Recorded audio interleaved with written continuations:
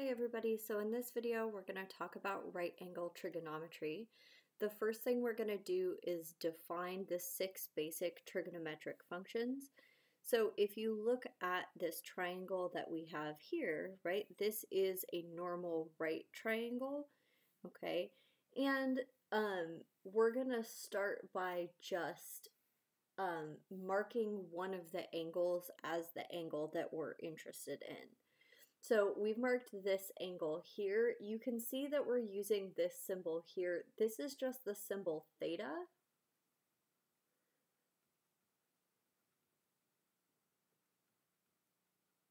Okay, and this is a common variable that people use to represent an angle measure.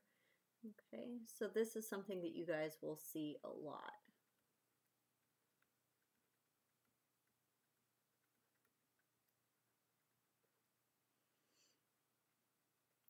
Okay. It's just traditional to use this variable instead of using x or y, right? But there's really no difference based on the variables that we pick. So we've labeled this angle as the angle that we're interested in. Now, this leg of the right triangle is listed as being the opposite leg, right? Because it is opposite or across from the angle that we've marked. Right? This is the adjacent leg, which is just the leg that's next to the angle that we've marked. And then, of course, this side is the hypotenuse. Okay, so then we've defined the 6 basic trigonometric functions. All of these are in function notation.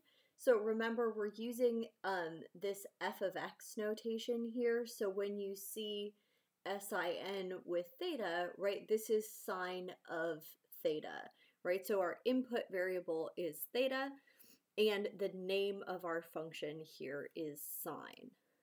Okay, all right, so when we look at the definitions of these, right, it's just a fraction of 2 of the side lengths in the triangle.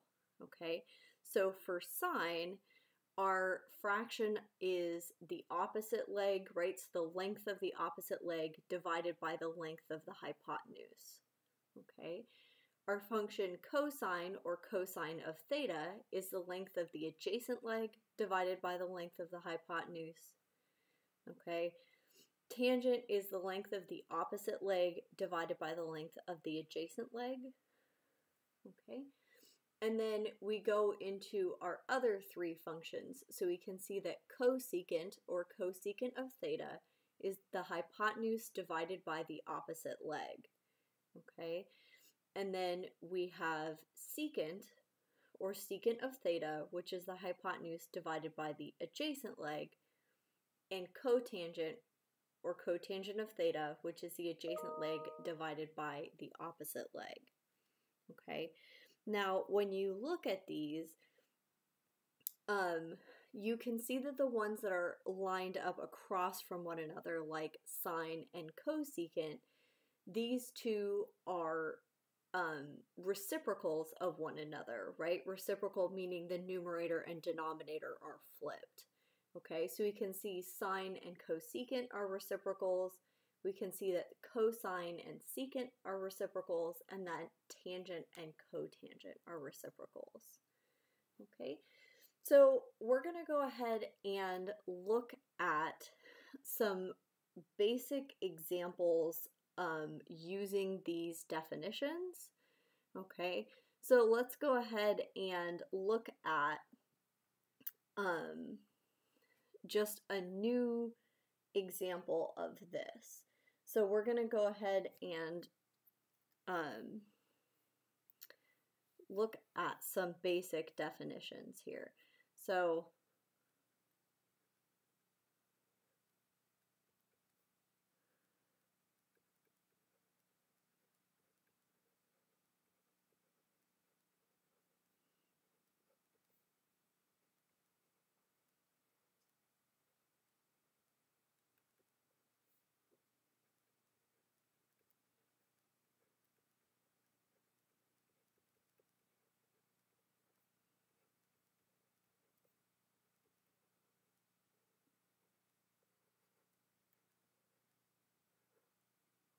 Okay, so we're going to look at the value of the 6 basic trig functions for the angle theta. So we're going to go ahead and look at a triangle here. Okay, and we're going to turn it this way. Okay, and then we're going to label one of these angles as theta, and we're going to label a couple sides here. So this is part of the question. We're going to label this angle here as theta. Okay, and then we're going to label this side as 3 and the hypotenuse here as 5. Okay, and I'm going to label this as a right triangle so we're sure. Okay. Now, when we look at this, we have 2 of the sides here. We have the opposite leg and we have the hypotenuse. So the first thing that we're going to do is find the length of the adjacent leg using the Pythagorean theorem, right? So I have 3 squared plus b squared equals 5 squared. Okay.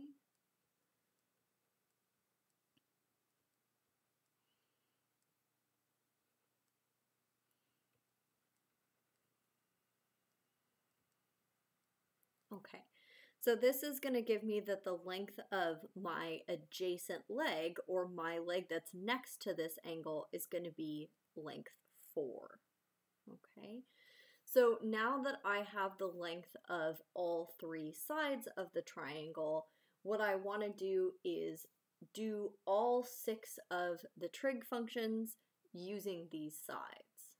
Okay, so when I look at sine of theta, remember that sine of theta is the opposite leg, which in this triangle would be 3, okay, divided by the length of the hypotenuse, which in this triangle is 5. Okay, so opposite leg over hypotenuse. The cosine of this angle theta is the adjacent leg, right? Adjacent meaning next to. So that's going to be the side length 4 divided by the hypotenuse length, which is 5. Okay. And the tangent of our angle theta is the opposite leg, which again is the 3, divided by the adjacent leg, which is 4. Okay. And then we're going to talk about our other functions. So we have cosecant of theta. Okay, now this is the hypotenuse, which is 5, divided by the opposite leg, which is 3. Okay, secant of theta, which is the hypotenuse, 5, divided by the adjacent leg, which is 4. Okay. And then cotangent theta, which is the adjacent leg 4 divided by the opposite leg 3.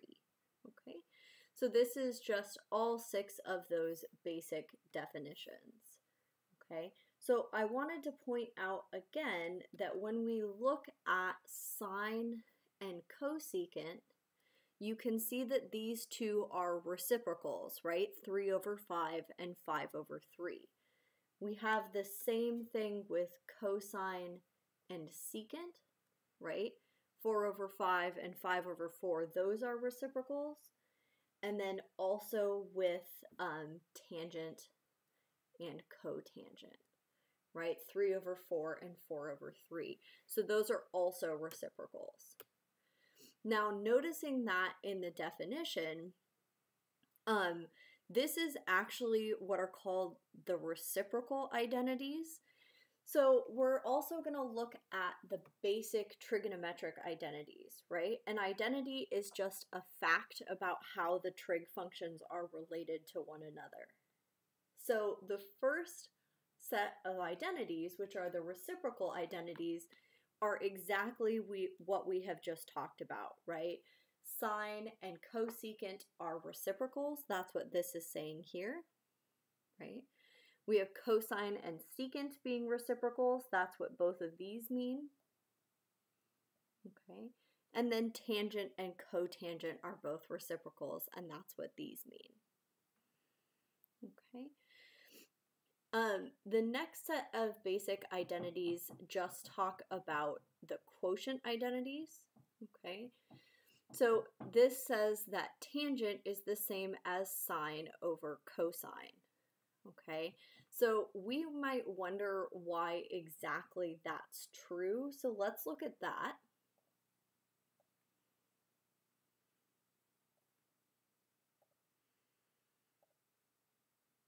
Make this a little bit bigger.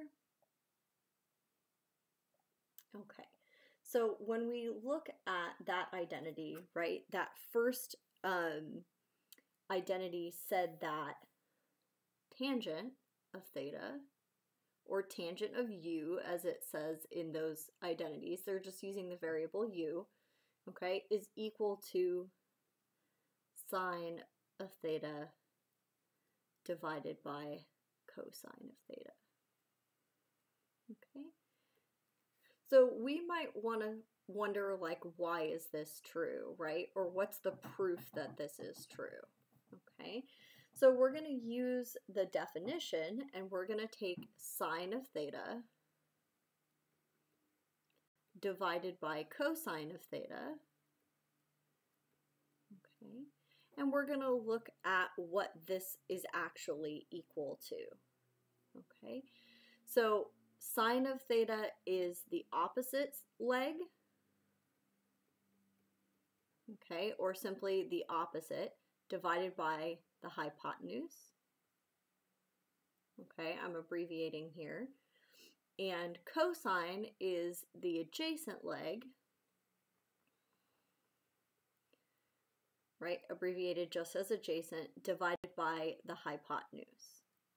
Okay, now this is what we call a compound fraction. Okay, so we're going to simplify this. So we have the opposite leg divided by the hypotenuse. Okay, now when we divide by a fraction here, that's the same as multiplying by the reciprocal. So we're going to change this into multiplication by the reciprocal. So hypotenuse divided by adjacent, right? That's the reciprocal of this fraction here, adjacent over hypotenuse. Okay, so I'm going to cancel out what I know cancels. The length of the hypotenuse in the denominator will cancel with the length of the hypotenuse in the numerator. And I'm going to end up with the length of the opposite leg divided by the length of the adjacent leg. Okay, and that is exactly the definition of tangent. Okay, so that's our proof that that little identity, one of the basic identities, is true.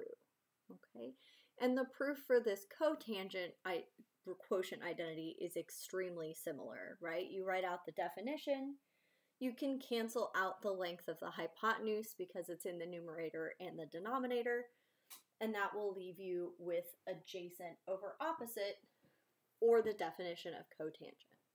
Okay. The last basic identities are the Pythagorean identities. You can see we have the cofunction identities down here. We'll talk about those a little bit later. The Pythagorean identities are called that because they're based on the Pythagorean theorem.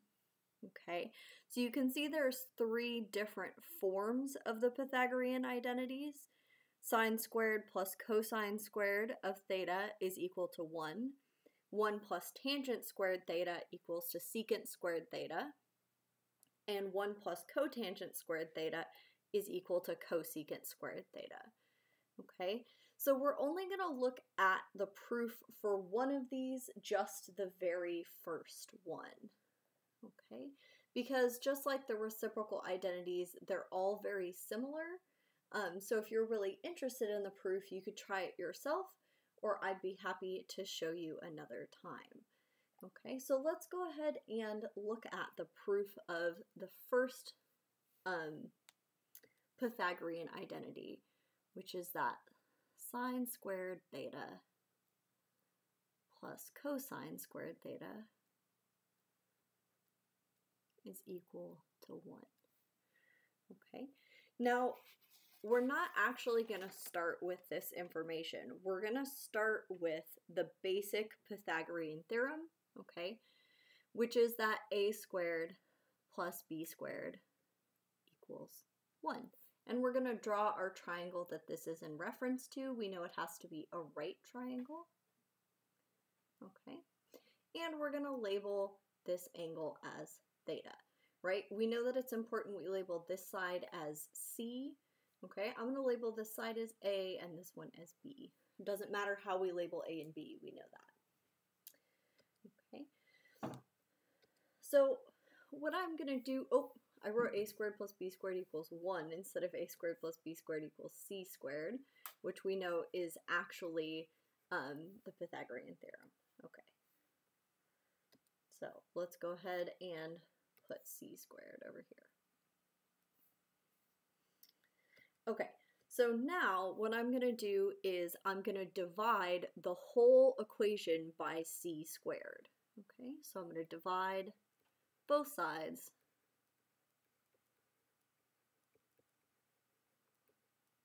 by c squared. Okay, now this is really the part of the proof where you'd have to have this idea without any prior knowledge, right? So once you've seen this trick, you will know that proving the other Pythagorean identities uses this exact same trick, but this is how we're going to do that. So we have a squared divided by c squared plus b squared divided by c squared equals c squared divided by c squared. Okay, now here I'm just going to rewrite this using my exponent rules. So this is a divided by c squared. This is b divided by c squared. And this is c divided by c is just 1. So this is just going to be 1. Okay, now if we look at our diagram, a is the opposite side from theta, and c is the hypotenuse. So a over c, opposite over hypotenuse, this is going to be exactly sine of theta squared. Okay, b over c is the adjacent side divided by the hypotenuse. So this is going to be cosine of theta squared. Okay, and here's 1. Now, what you see here is really cumbersome notation with the parentheses and all that. So I wanted to remind you with function notation that if you have f of x times f of x, right, you might write this as f of x squared like this, or you could write this as f squared of x, okay? That's just true of any type of function notation, and it's also true for the trig functions. So when we mean sine of theta whole function squared, we can write that as sine squared theta, okay? That is proper function notation, and that will give us cosine squared theta. Okay, and you can see this is exactly our Pythagorean identity. Okay, so again, the other two Pythagorean identities, this one with tangent and secant, and this one with cotangent and cosecant, are proved in exactly the same way by starting with the Pythagorean theorem and doing some division.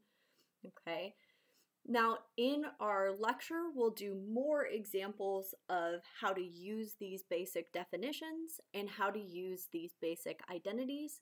So I will see you guys then.